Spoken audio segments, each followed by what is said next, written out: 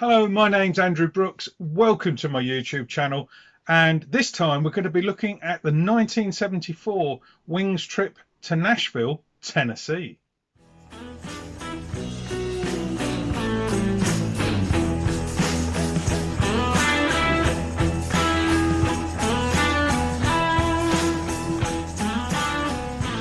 Hello, and thank you once again for joining me on my YouTube channel. First of all, I'd just like to say a big thank you to everyone who has subscribed to this channel. Figures are up again, so that's absolutely fantastic. And if you want to hear when the new videos come out, all you have to do is click on the button down there and subscribe. It's as simple as that, and you'll instantly hear of any new videos of mine that crop up. Yeah, thanks a lot for everyone for watching the videos and for recommending them, because figures have gone sky high. But anyway, enough of that. So in this episode, as I said, we're going to be looking at the 1974 visit to Nashville, Tennessee by Paul McCartney and Wings. So I've done a little bit of research, and I'm no expert on all this, and I'll come to someone who is an expert at the end of the video. But so we'll take a quick look at Paul McCartney and Wings' visit to Nashville in '74. They arrived on June the 6th at the Metropolitan Airport, and they were met by about 50 fans. It wasn't that well known that he was going to be visiting, so he was able to deal with the 50 fans there and answer some of the questions. Now, they were meeting up with a music producer called Buddy Killen, and he sort of arranged everything while they were staying there. He arranged for them to stay at the 133 acre farm that belonged to Curly Putman. Now, who is Curly Putman, you may be saying? Well, he is probably most famous for writing the song The Green Green Grass of Home, big hit for Tom Jones, and I'm sure plenty of other artists. Johnny Cash, I think, even did a version of it.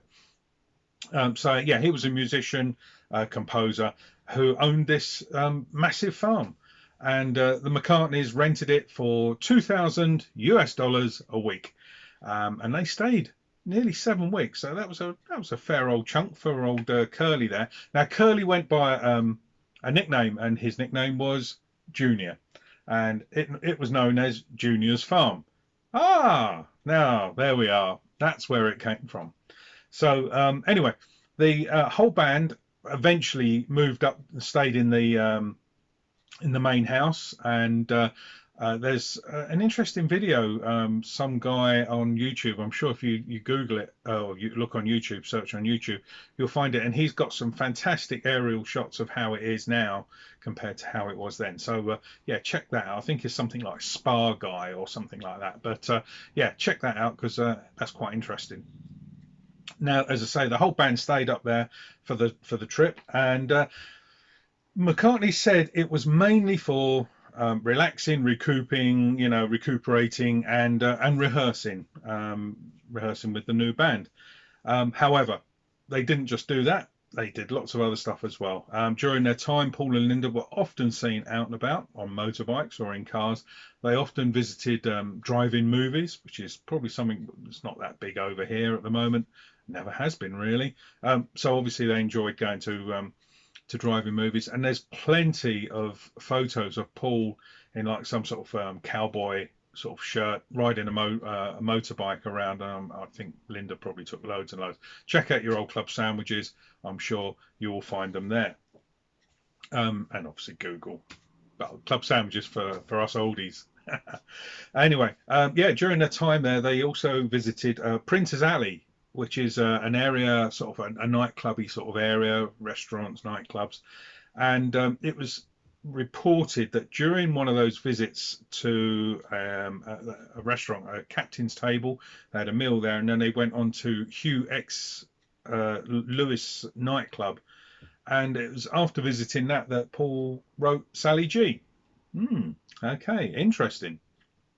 So as I said, they did other things there. They also attended the 3rd annual fiddle contest at the Grand Ole Opry, and I believe Dolly Parton was appearing that night, and Paul came in. Instead of sort of arranging to come in through the back door and sort of hang out backstage, he came in. The guy who organised it all, Buddy Killen, he just bought tickets. So Paul walks through the auditorium, and of course instantly gets mobbed. But Paul, being the ex-Beatle, he was able to deal with a large crowd very easily. And yeah, so poor old Dolly, sort of Paul stole the limelight. But anyway, he did go backstage, and there are photos of him and Dolly together backstage. So it can't have all been that bad. Sorry, I just moved my notes over. And Paul did actually get brought up on stage. He didn't sing or anything, from what I gather, but he was just brought up and addressed the audience. Now, interestingly, Buddy Killen also owned a recording studio called the Sound Shop Studios in Nashville. Unfortunately, this no longer exists. I've done a little watch the video of the guy Spa guy who checked out the house, and he goes to the location where the studios were, and they're just been built on now. So unfortunately, the recording studios have gone.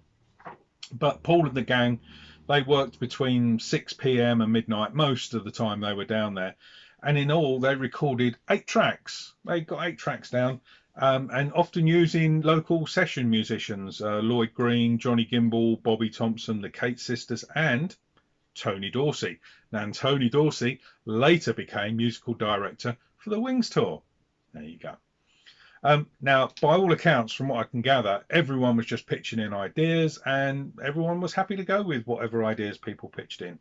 So the 8 songs that were recorded were Junior's Farm, obviously, Sally G, as I said, he wrote it there, so they recorded it there, and that was the single. So there's my original UK single of Junior's Farm and Sally G.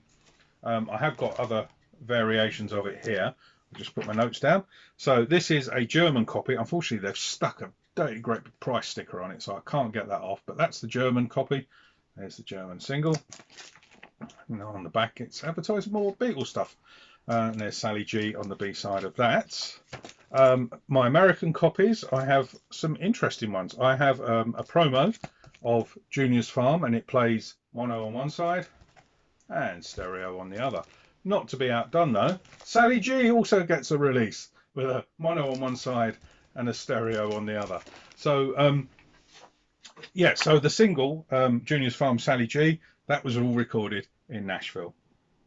Other tracks that were recorded, there was a Denny Lane track called Send Me the Heart. Now this has been put out since on the Japanese Tears album.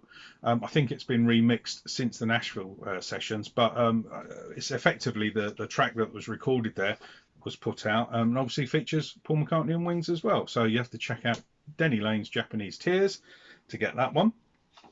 Another track that cropped up was Hey Diddle. Now that was started during the Ram sessions, and if you've got the Ram archive, it's included in that, but it was then overdubbed in Nashville, so they used the original track there, and it'd been around on bootlegs for years. You may be wondering what these records are up here. Well, these are bootlegs, and I believe is this the one? Yep, this is Cold Cuts here, and Hey Diddle is there. So yeah, these have been around for many years. And what other ones? There was Proud Mum, which I did read it was meant to be some sort of TV commercial sort of music, but I'm not 100% sure on that. I just did read that. But like Hey Diddle, it has cropped up on another Cold Cuts version, and there's actually two different versions of it there on that. And what else have we got there? We've also got Wild Prairie. Now that was a Linda track, which was recorded and remained unreleased for years and years and years, and then eventually came out on the Linda McCartney album Wild Prairie, which basically lumped all of her tracks together, and that's featured on a Lost Wings album video of mine. So if you want to check that one out, take a look at that. I'll put a link somewhere. I'm sure you'll find it. Now, other tracks that were recorded, there was 2 more. There was a track called Bridge Over the River Suite, and that was recorded by Country Hams. Now that is technically Wings for the B-side. and that appeared later on the Venus and Mars archive set, but a bit more about that later. Um, and the final track that was recorded was it was a song called "Walking in the Park with Eloise." Now, this was a song written by Paul's dad many years earlier, and Paul remembered it from sitting listening to his dad play it in the piano while he was messing around, whatever. And Paul, whilst in Nashville, visited Chet Atkins, a country singer, and he played it to Chet, and Chet really liked the song and said, "What you should do is record it for your dad," basically. So under the name Country Hams again, they went into the Sound Shop studios, and on Atkins' suggestion, they recorded "Walking in the Park with Eloise." Now, he also sort of enlisted a few other people. Not content with just Chet Atkins, he also got Floyd Kramer in and Vassar Clements, and they're all on this track, as well as Paul, Linda, Denny Lane. Now, interestingly, Paul listened to Chet Atkins and did actually put it out as a single. And there's a story that Paul says he told his dad that he was doing this and said, "Oh, you'll get all the royalties for this song that you wrote." And Paul's dad went, "I haven't written a song." And Paul started getting worried then, because obviously they've recorded it and going to release it and everything. And if it belonged to someone else, it's all wrong. So Paul said, "But you used to say you'd written Walking in the Park." He says, "Yeah, I played it, but I can't write it." So, because he couldn't read music, same as Paul. So what he actually meant was he hadn't actually written it down physically, but he did it. He did make the song up. And listening to Chet Atkins, Paul did actually put it out. So in 1974, later, he put out the Country Ham. So this is an original 74 sleeve. It's the same on the A and the B side, but the B side has got Bridge Over the River Suite. So this is the A side. As you can see, I've got demo copy there and Bridge Over the River Suite there. And I dare say it wasn't a massive hit, because it's sort of a kind of 1930s, 1920s sort of jazzy sort of sound. Paul bought a washboard in a market down in Nashville, and that's Paul playing the washboard that you can hear at the end.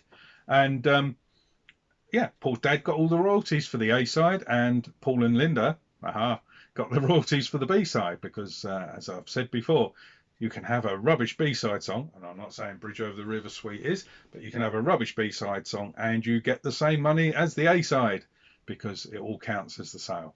And it was actually reissued later in the 80s. So 10 years later or whenever it was. So here's the reissue, and it's exactly the same, apart from on the back cover. I'll compare the two for you. If you look down here, they're slightly different sort of designs, and the original one comes in a thicker card, and the reissue one comes in sort of a flimsier, papery style card, and the label is totally different. So that's the A side, and that's the B side. But effectively, it is the same track, and both tracks appear in the Venus and Mars archive set. And so anyway, apparently Paul's dad was, although he was quite sort of shy about having it released, and he come across as not being very happy, Paul has said his dad was secretly pleased, which is kind of nice. So as I say, Paul and Co, they stayed for nearly 7 weeks before returning home to England, but it wasn't all rest and relaxation and rehearsing as stated, because obviously they've recorded all these tracks. But Paul also went and produced Peggy Lee's album Let's Love while he was out there, so he was busy doing that. Linda sneaked off and bought Bill Black's bass. Now Bill Black, I'm sure you've all heard the story, was Elvis Presley's bass guitarist, and he sold Linda his bass guitar that was used on Heartbreak Hotel, and Linda gave that to Paul as his birthday present in 1974 in Nashville. So all these stories now sort of come together, because I wasn't until I did the research that I found out that Linda had actually bought it while she was in Nashville. The trip, however, wasn't without any drama either, because it's reported that Jimmy McCulloch stormed out of the sessions at some point and threw a glass Coca-Cola bottle at the control room window, Apparently went out driving quite wild and got arrested, and Buddy Killen had to sort of sweeten the deal to get him released in time for the Wings tour. If not, the tour might not have happened. And anyway, so that sort of rounds it up. As I say, it was a very sort of quick whistle-stop tour of Wings over Nashville, as I've decided to call this video. And it just sort of, I found it quite interesting because I've never really looked into this sort of particular time. Now, there is a guy called Dan Ely, and I'll put a link to his video here. I don't know if he's even aware that I've put a link up there.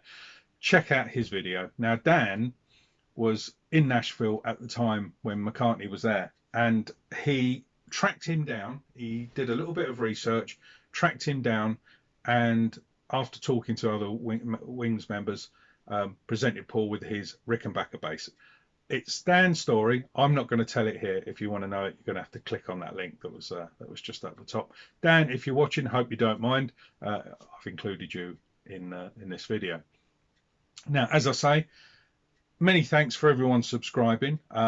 So down here there will be the little link, and up here somewhere I think will be the videos for you to click on and watch. There might be one recommended by YouTube, or it could be one I've said, oh, you should really watch this. It might be mine, it might be someone else's. But thank you once again for watching. I hope you've enjoyed it. Please leave some comments. I do enjoy reading your comments, and I do answer them if I'm able to. And I hope to see you next time.